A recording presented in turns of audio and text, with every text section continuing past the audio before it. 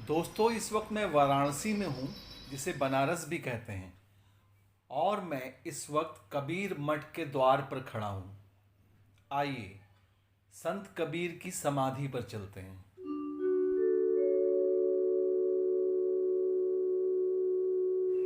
मेरा नाम भागीरथ है और मैं यहाँ रहता हूँ कबीर चौरा मठ मूलगादी में।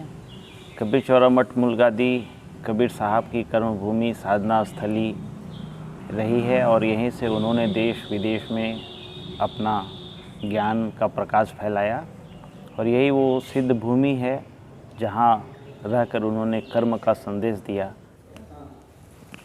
आप सभी जानते हैं कि कबीर साहब कपड़ा बुनने का काम करते थे और कपड़ा बुनते हुए उन्होंने अध्यात्म की ऊंचाई पर जाकर यह दिखाया कि प्रत्येक व्यक्ति, चाहे वो कोई भी हो, कोई भी काम करता हो, कोई भी पेशा करता हो, अगर अपने काम को ईमानदारी से करता है, सच्चाई के साथ करता है, तो निश्चित रूप से वो अध्यात्म की ऊंचाई तक पहुंच सकता है। जहां बैठकर मैं अपनी बात कह रहा हूँ, कबीर जी की समाधि मंदिर है और आप सभी जानते होंगे कि कबीर साहब के जीवन में बहुत सारी ऐसी बातें हैं जो उन्हें महान बनाती। उसी संदर्भ में अगर इसे हम देखें तो कबीर साहब जब काशी में रहते थे तो ऐसा माना जाता था कि जो काशी में मरता है उसकी मुक्ति होती है। आज भी ऐसा है कि बहुत से लोग आते हैं और वो सोचते हैं कि काशी में रहकर अगर मर गए तो मुक्ति होगी।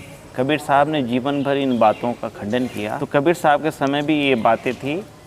तो कबीर साहब अपने अंतिम समय में वो मगहर गए और मगहर को माना जाता है कि वहाँ जो जाकर मरता है वो गधे का जन्म पाता है। तो कबीर साहब ने एक बात कही, क्या काशी का मगहर ऊसर जो पे हृदय राम बसे मोरा, जो कबीरा काशी मरे तो राम ही कौन हो रहा। अगर हृदय में राम का निवास है और हमारा कर्म अच्छा है तो हम दुनिया के किसी भी कोने में जाकर अपना शरीर छोड़ें, मृत्यु को प्राप्त करें, मुक्ति मिलेगी। वस्तुतः कबीर साहब की जो मुक्ति है या जिस तरह की वो मुक्ति की बात करते हैं वो मरने के बाद मिलने वाली मुक्ति नहीं है। कबीर जी मानते थे कि जीवन के रहते ही हम मुक्त की स्थिति में आ जाएं, वही वास्तविक स्थिति है मुक्ति की, और वो उसे प्राप्त कर चुके थे।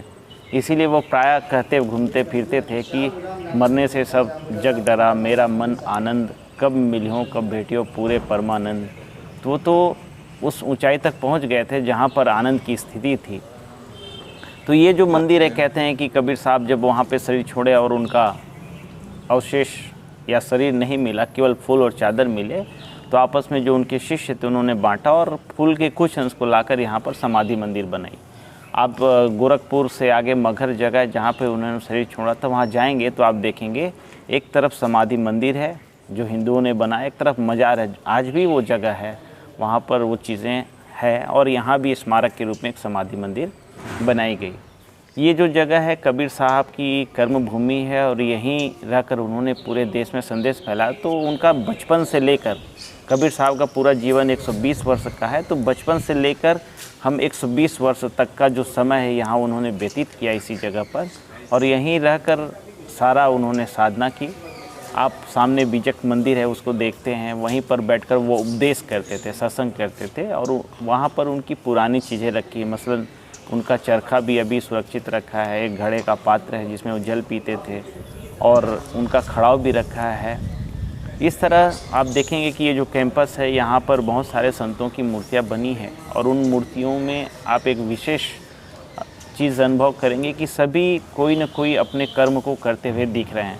अगर आप देखें, रविदास जी जूता बनाते हुए दिखेंगे, सेन जी बाल बनाते हुए दिखेंगे, दादू साहब दुनिया का काम करते दिखेंगे, गौरा कुम्हार है जो मिट्टी घड़ा बनाते हैं।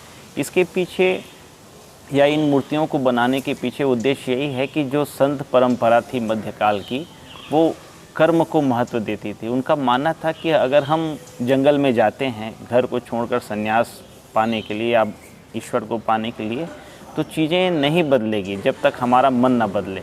तो क्यों नहीं हम काम से राम को प्राप्त करें। तो ये संदेश देने के लिए कबीर साहब भी खुद कपड़ा बुनते थे, रविदास जी जूता बनाते थे, दादू साहब ये सभी काम करते थे। मतलब काम से हम राम को पा सकते हैं। वो प्रायः कहते हैं, महाराष्ट्र के संत थे नामदेव, वो कहते थे कर में काम मुख में राम। अगर कर से काम होता रहे, मुख से राम होता रहे, तो हम उस आध्यात्मिक ऊंचाई तक पहुंच सकते हैं जहाँ हम घर बार छोड़ के जंगल में जाकर सन्यासी बनकर पाना चाहते हैं, और उन सभी संतों ने करके हमारे सामने दिखाया है।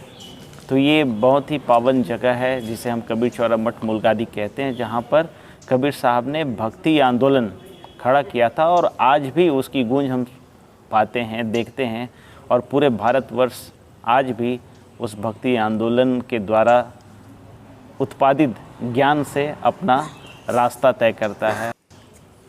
कबीर साहब जो है जी, अपने समय में विरोध का सामना कैसे करते हैं? देखिए, निश्चित रूप से बड़ी बात है कि कबीर साहब ने जिस तरह की बातें कही है, आज हम लोकतंत्र में रहते हैं, और जिस तरह की बात वो उस समय उस ज़माने में कहते थे जहाँ पर किसी तरह की सुनवाई संभवतः नहीं होती रही होगी, वैसी बातें आज हम नहीं कर सकते जब लोकतंत्र है।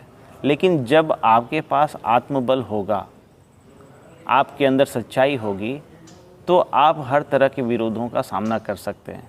कबीर साहब जब बाज़ार में खड़े होकर लोगों को सीधे सीधे कहते थे, कबीरा खड़ा बाज़ार में मांगे सबकी खैर, ना काहो से दोस्ती ना काहो से बैर, तो वो कबीर साहब ने जिस तरह से विरोध का प्रतिकार संत ही कर सकता है, हम ऐसा कहते हैं। और इसके पीछे निश्चित रूप से उनका आत्मबल था, जनता का सहयोग भी आप कह सकते हैं कि एक संत के पीछे जनता भी खड़ी होती है, क्योंकि अगर आप में सच्चाई है तो लोग उसका साथ देते हैं। हाँ, देखिए, प्राय जो अच्छी बातें हैं, या कहीं भी केवल कबीर साहब के संदर्भ में आप नहीं कह सकते, जितने भी महापुरुष हैं उन्होंने बातें तो कही है, और जो सच है वो हमेशा सच ही रहती है और अच्छी लगती भी है। लेकिन हम उन चीज़ों को इसलिए पालन नहीं कर पाते क्योंकि हम एक तरह से कह सकते हैं कि हम लोग लालच में फंसे हैं, या हम उसे ग्रहण नहीं कर पाते, या कोशिश करते हैं। लेकिन इससे उनकी जो वाणियाँ हैं उसका महत्व कम नहीं हो जाता, क्योंकि अगर एक व्यक्ति भी उनकी बात को अपने जीवन में उतार लेता है तो वो हो जाता है। और बहुत से ऐसे लोग हैं जिन्होंने कबीर जी की वाणी से अपना संदर्भ लेकर जीवन यापन करते हैं। आप कह सकते हैं कि जैसे आज के जो युवा वर्ग है, कबीर जी की एक बहुत अच्छी साखी है, काल करे सो आज कर, आज करे सो अब, पल में प्रलय होएगी बहुरी करेगा कब। तो ये चीज़ें आप देखिए, बहुत से जो युवा वर्ग हैं वो इन चीज़ों को अपनाने की कोशिश कर रहे हैं, वो चाह रहे हैं कि हम जल्दी से जल्दी चीज़ों को करें। तो हम ऐसा कह सकते हैं कि आज चीज़ें, लेकिन हर बात उनका लागू हो या लोग पालन कर पाएँ, ये संभव नहीं है। क्योंकि कभी कभी अध्यात्म की ऊंचाई पर पहुँचे हुए जो महापुरुष हैं, उनके मुख से बहुत सारी ऐसी वाणियाँ होती जिनको पालन करना संभव है, लेकिन वो कठिन लगता है। उस मार्ग पर सब लोग नहीं चल पाते।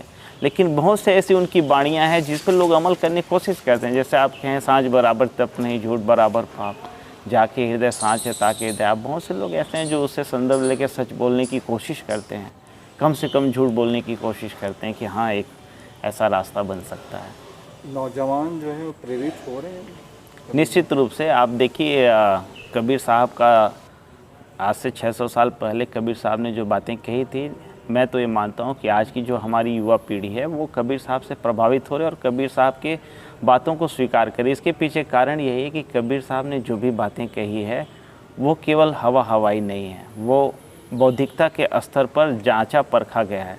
आज भी उनकी बातें बौद्धिक स्तर पर बहुत कहीं सुनी जाती है या बौद्धिक लोगों को लुभाती है।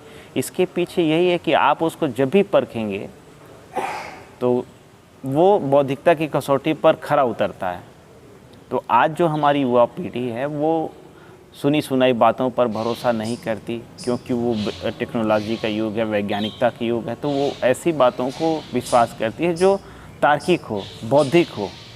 और कबीर साहब की कोई भी ऐसी वाणी नहीं है जिसको आप तर्क की कसौटी पे कसें और वो गलत सिद्ध हो जाए, तो तार्किक लगता है। तो निश्चित रूप से आज की युवा पीढ़ी जुड़ रहे हैं और बहुत सारे ऐसे कबीर साहब के भजनों को गाने वाले तरह तरह के नए नए बैंड, आप जानते भी होंगे, आ रहे हैं और कबीर साहब की वाणी को नए ढंग से गा रहे हैं, युवा पीढ़ी को जोड़ रहे हैं। कबीर साहब की जो जन्म है वो हम लोग मानते हैं कि ज्येष्ठ पूर्णिमा को हुआ था।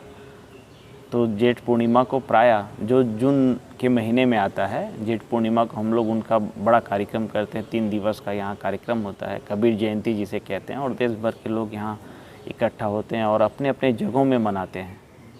जो लोग यहाँ आ सकते हैं, यहाँ क्योंकि मूल जगह होने के कारण यहाँ पर लोग इकट्ठा होते हैं, भजन सत्संग का कार्यक्रम होता है, इसमें विचारों का आदान प्रदान होता है। ये भी एक विडंबना है कि मतलब जैसे कबीरदास जी थे तब लोगों ने उनकी उस महत्व को नहीं समझा, आज लोग जान रहे हैं। निश्चित रूप से तो हर महापुरुष के साथ होता रहा है, और जो लोग उस समय रहते हैं, और ऐसा नहीं है, एक वर्ग तो था। जैसे आपने पहले ही सवाल पूछा कि कबीर जी विरोध का सामना कैसे करते रहे होंगे, तो निश्चित रूप से उनकी बातों से जनता को तुष्टि मिलती थी, जनता एक नई रास्ता के ओर चल पड़ी थी, तो वो भी उनके साथ खड़ी थी। ऐसा नहीं है कि केवल अकेले वो इन विरोधों का सामना कर रहे थे, उनके साथ जनता का बल था। तो उस समय बहुत से ऐसे लोग थे जो कबीर साहब की विचारधारा से प्रभावित थे। आज भी मतलब उनके जाने के बाद आज भी बहुत से लोग हैं जो उनके विचार को अपना रहे हैं, मान रहे हैं। तो हम ऐसा कह सकते हैं कि महापुरुष जब होते हैं तो प्राय उनका आकलन उस तरह से नहीं होता जितना उनके जाने के बाद होता है।